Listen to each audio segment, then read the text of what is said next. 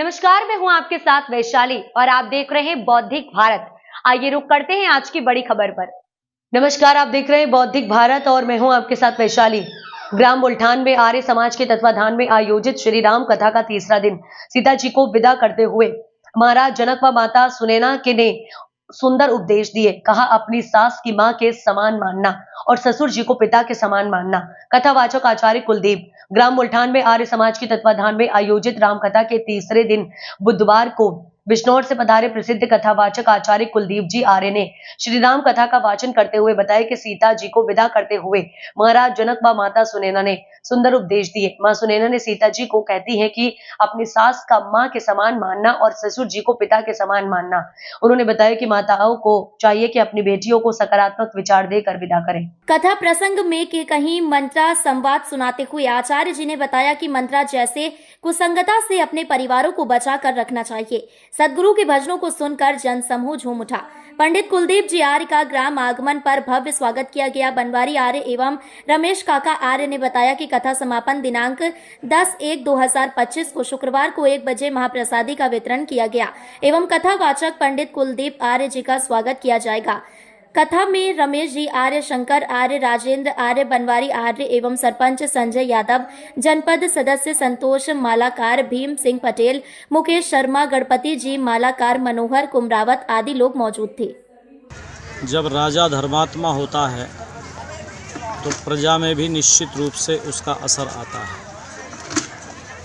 और जब जब व्यक्ति हताश और निराश होता है तो उसके मन में ज़रूर ये विचार आता है कि ये हताशा और निराशा कहाँ से दूर हो। विद्वानों ने कहा कि सुख का मूल धर्म है,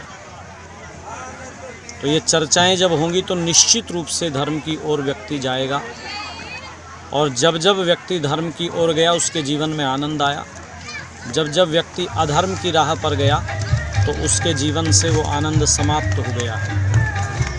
आज पुनः पूरी देश दुनिया में धर्म के प्रति लोगों के मन में जो भाव हैं वो इसीलिए हैं कि हमारे जीवन में सुख आ सके, हमारे जीवन में आनंद आ सके, तो निश्चित रूप से आगे बढ़ेंगे लोग। देश की जनता को आप कुछ संदेश देना चाहते हो? हाँ, देश की जनता को मैं एक ही संदेश देना चाहता हूँ कि राजा धर्मात्मा होता है, उस राजा के साथ में हम मिलकर के रहें, हम धर्म के साथ में मिलकर के रहें, धर्म की धुरी के साथ में मिलकर के रहें।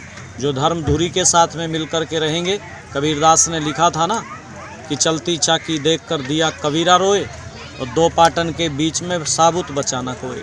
पर उनके एक बेटे थे कमाल, तो कमाल ने कमाल की बात कही।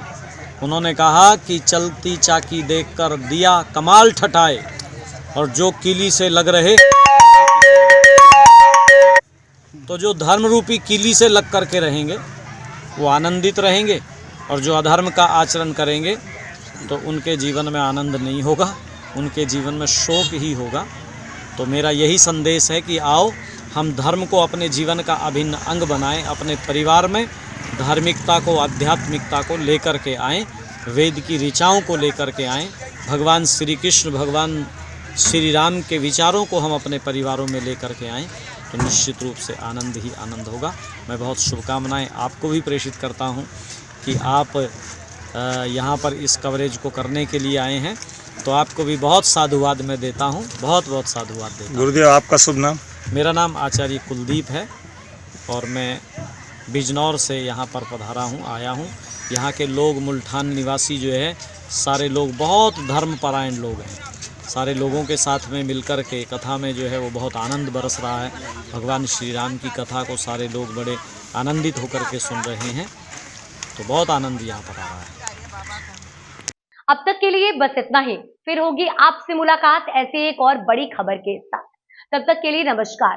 देखते रहिए बौद्धिक भारत। ऐसे ही लेटेस्ट अपडेट्स के लिए हमारे चैनल को सब्सक्राइब करें और तुरंत नोटिफिकेशन पाने के लिए बेल आइकन प्रेस करना ना भूलें।